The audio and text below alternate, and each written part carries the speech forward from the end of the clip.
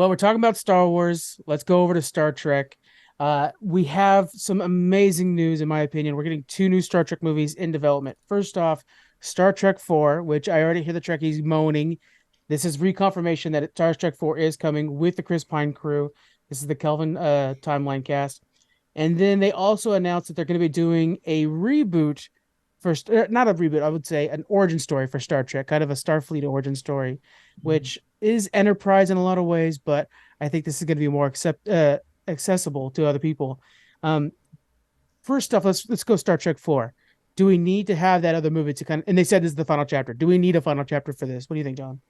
Honestly, I don't remember where they left off. I loved them all. I know a lot of people hated them. I've liked everything Star Trek so far, and I get they have a very different feel. They're a lot more flashy and stuff than the original series and whatnot. But yeah, I don't remember where it left off. But we're happy to see another one. Yeah, what do you think about that, Kevin? Yeah, I agree. I didn't love them, but I think that they were different and they were good. They were I'm gonna call it Star Trek 14 because to me Star Trek 4 is Yeah, the one with the whales. But sorry, which I like the that one. I'm Voyage not gonna Home. lie.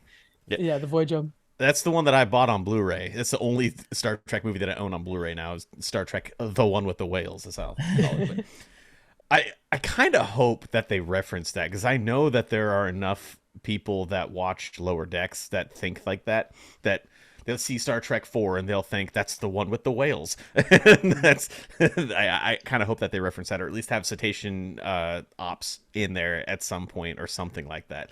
But Yeah. yeah, that was a long roundabout way of saying it. That I like the trilogy. They're fun action movies. They're fun Star Trek movies. They don't replace anything for me, but they are good standalone. And I love Chris Pine. Like I'm Zachary Quinto. Yeah. The whole cast is top notch. I'm not gonna argue that at all. So I'm here for another movie. I'll watch it. Do you feel like we have to keep hitting drums that we've already hit before, like using the Kirk, using even with Strange New Worlds? Do you think we have to keep doing that, or can we finally go to a post Picard Star Trek, or is that just not mainstream enough? Uh, I hope that they don't try to keep being as mainstream as they've been trying to be. The problem with that was Discovery didn't work outside of the Trekkie fandom. I Mm-hmm. don't think there is a whole new flock of people coming to Star Trek based on what Discovery did. So hitting the mainstream is probably their only way to try to get new people watching. Personally, I don't think going back to Kirk and even as much as I fucking adore Strange New Worlds, I don't think Yeah. that having Captain Pike coming back and having his own show was the best move. I love the show and I want it to last forever because every episode has been just gold. But I would have loved these exact same stories, probably with these exact same actors, with totally different characters in a totally different Star Trek timeline. Like not timeline, but era. Yeah. I yeah, I heard that they are basically Patrick Stewart has announced unofficially that they're doing a Picard movie now too. I I have also not don't heard think that. Okay. I've been reading bits of that. It could be like a Jonathan watching a fake trailer sort of thing. I might have Right. gotten fooled by that, but I've heard that he's stated that they're working on a Picard movie in his Patrick Stewart way. But yeah, I don't think that's necessary. I don't think any of this is necessary. However, hearing about this prequel thing, depending on when it takes place, this other movie sounds very appealing to me. I'm actually excited. What details do you have about that? And that is going to be a movie or a series. The That origin is a story one. movie. Oh, Yeah. okay, okay. It basically sounds like, okay, we're gonna button up the Chris Pine stuff. Let's start a new franchise of movies. And again, they're I know people that are not happy with those movies because they are too much Star Warsy, but that's how you get people into it. They start to see that this, optimistic futuristic show, which a lot of shows don't have that or movies have that, and then they could start joining us and all the cool stuff that we already have available for them. But this one will be directed by Toby Haynes, and most notably, the thing that's really great is that he worked on the Black Mirror episode called the USS Callister, Yeah. which is Oh a God, that's a good one. phenomenal episode. Yeah. Yes. Yeah, it is. Oh man, So I'm thinking this can be amazing because like I think if they do this right, this could pull in a lot of the mainstream. Because if you're doing a prequel series that takes place in, our short-term future, but Star Trek past, it can be more, grounded and nitty-gritty. You'll have some, Iron Man level technology maybe, or things like that, and it'll be them learning new technology. Maybe the transporter is barely being developed, and so there's a lot of failures and stuff. Because we see in Enterprise, it's new technology for them too. So it could be a whole political, social drama. There's a lot they can do with it because it's going to primarily take place on Earth, and the Vulcans are still kind of newish allies. Yeah.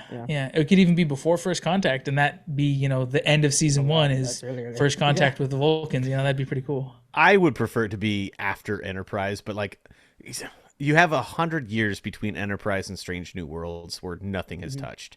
I think if you kind of jump in the middle of that, be 50 years, everything could be brand new.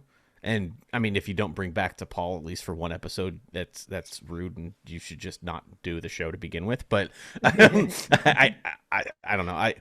I want them to button up some Enterprise stuff a little bit better than they did, because that show, the ending of that show was very rushed. They got canceled before they probably should have. And man, that show actually holds up a lot better than it did when it was new. But if they want to keep their distance from that and do something brand new away from the original series, Strange New Worlds era, just kind of set it in the middle there, like in the early 23rd century, or like the late 22nd century, early 23rd century. Just split the difference between those two eras and do something new. It's a great spot, because that's when you're finding the identity of Starfleet. Yeah. When you're figuring out what do we represent and how willing are you to help others? Because that's one of the best things that I love about Starfleet is when they're showing somebody new that, hey, how we do things at Starfleet is that we put open the open hand and hope that we can, build something together. And it always surprises the new person in the room. And so if we figure out when that policy came into place and kind of see that be built, which I know the Vulcans had a big thing on that, but like Klingons are a problem at this point in the timeline. And trying to do we try to work with the Klingons, and learning that there's the Romulan border out there. We can actually see the Klingon War that they talked about a lot in the original series. True. There was the Klingon War that happened Discovery / Strange New Worlds in Discovery. I don't count that. I want to see like an actual full-on war. Discovery doesn't count for that. There's a lot of things that say just like Discovery doesn't count. No. I'm contradicting myself. Discovery counts, and it's a good show. It's a good show. But I want to see like the full Klingon War, not just what Discovery showed us of the Klingon War. I forgot that Discovery took place in that time at first. Just season 1, right? Yeah, season 1. Remember how the Klingons looked all funky too, and then they had to change the way the Klingons looked again? Yeah. But they said there's a certain reason why those ones were so different than everybody else, though, right? They were like purists. I don't think they give an excuse for those ones. They did for the TOS ones. Yeah. Which was a blood thing. Yeah, the Discovery ones, they were just like, makeup department. Yeah. It was... That's right. I think for the hardcore Star Trek fans, though, we're still waiting for that post-Picard one that has, a new, I don't know if we call it Enterprise or whatever, but they will have Seven as our captain. And I would really like to see that, because then that's bringing up that same problem that we had from before. We're at a point now where Starfleet needs to rediscover what Starfleet's about. And they're kind of past the next generation where that flagship was, going around and was not only introducing everybody to Starfleet, but was also taking out every corrupt commander, stuff like that back at home base too. I felt like every season there was another one of those on Next Generation. And it would be a really good time to kind of show like, hey, this is Starfleet now. We're getting some of the bureaucracy down or something like that. That would be really nice to see. A new 5-year mission, maybe. I think that would be really nice. And I think that might service both sides. So there's also the fact that, the end of Picard takes place at the very beginning of the 25th century, I believe. Okay. And Starfleet is trying to find itself again. But then you have, I think like 700 years later, you have Discovery remaking the whole entire Federation from scratch again. Yeah. So anything that happens, in my mind, anything that happens before that doesn't count, because Discovery redoes it later. Well, we know that they get wiped out, right? Well, that's the thing. There is a moment that I would love to see some Star Trek answering that too. A movie, maybe. If you wanted to make a post-apocalyptic Star Trek, make it to where there's that moment where all of warp is deleted, and they did so many ships. That's fair. That's true. They could tell a lot of stories in that. Oh my god! I mean, if you had a ship that's like literally having to take years to get to the Vulcan homeworld just to see is there anybody still there, right? That would be fantastic. just kind of like, not to relate Star Trek with Star Wars, but like how we're talking about intergalactic travel, it could be that, in Star Trek, they're finally, made peace within their galaxy for the most part. So they decide it's time to push out beyond our galaxy and see what else there is. And then they find a new big bad that, has some kind of technology that destroys, subspace in their entire galaxy or something like that. And that's what, stops them from being able to travel in space. 8472, maybe. Oh God, that'd be cool. Bring them back. That'd be pretty fun. I think in Modern era Discovery, CGI. I think in Discovery they did have to go to another galaxy. Yeah. I think it was the last season. They had to go to another galaxy to stop somebody from.